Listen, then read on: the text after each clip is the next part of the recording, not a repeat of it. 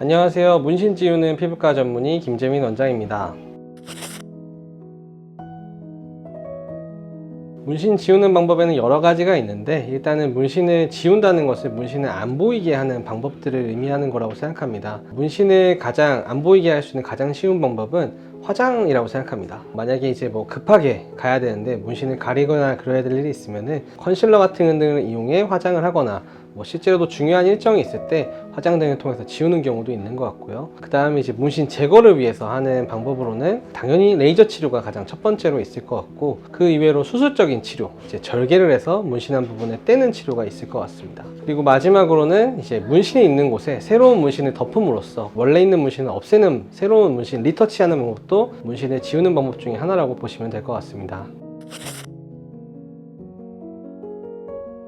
제가 생각하기에 문신을 제거하기 위한 방법이라고 하면은, 문신이 안 보인다고 했을 때 환자분들께 가장 적극 추천드리는 방법은 화장이나 아니면 레이저 치료밖에 없는 것 같습니다. 문신을 이제 당장에 급하게 지워야 할 때는 화장으로서 없애야 되는 게 제일 좋을 것 같고요. 그 다음에 문신을 궁극적으로 없애기 위해서는 수술적 치료나 새로운 문신 덮는 것보다는 레이저를 이용한 문신 제거 치료를 받는 것이 가장 좋겠습니다.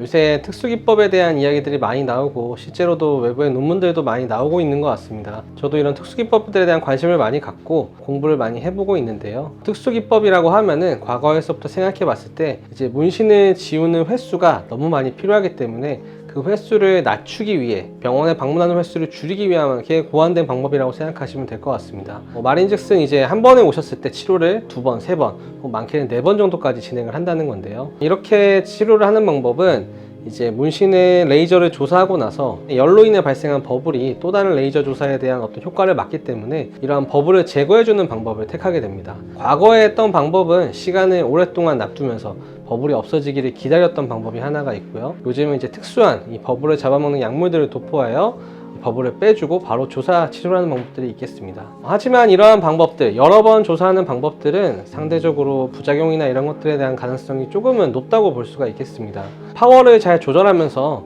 부작용이 생기지 않게 잘 치료하는 것이 문신 제거의 핵심이라고 저는 생각하는데요. 빨리 지우는 것도 물론 중요하겠지만 이렇게 좀 안전하게 문신이 없던 피부 상태로 잘 돌리는 것에 중점을 가지고 치료하시면 문신 제거 후의 만족도를 훨씬 더 높일 수 있는 것 같습니다. 저만의 특별한 방법은 이제 레이저를 조사하는 방법을 잘 조절하는 거라고 보시면 되겠습니다. 문신을 제거할 때 보이는 반응들이 있습니다. 이제 하얗게 변하는 반응이라고 보시면 되겠는데요. 이러한 반응이 적절하게 이루어질 수 있도록 레이저에 대한 파워를 아주 세밀하게 조절하는 것입니다. 이런 세밀한 조정은 레이저 기기 자체의 파라미터 조정도 있겠지만 제가 시술하는 방법에 따라서 차이가 있을 수도 있습니다. 또 색깔이나 그 다음에 문신의 색소의 양에 따라서 조절을 해야 되는 경우도 있고요. 또 환자분의 피부 색깔이나 평상시 흉터가 발생하는지 이런 다양한 여부에 대한 판단을 하면서 레이저를 조사하면 훨씬 더 좋은 결과를 얻을 수 있고 부작용을 최소화하면서 치료할 수 있습니다.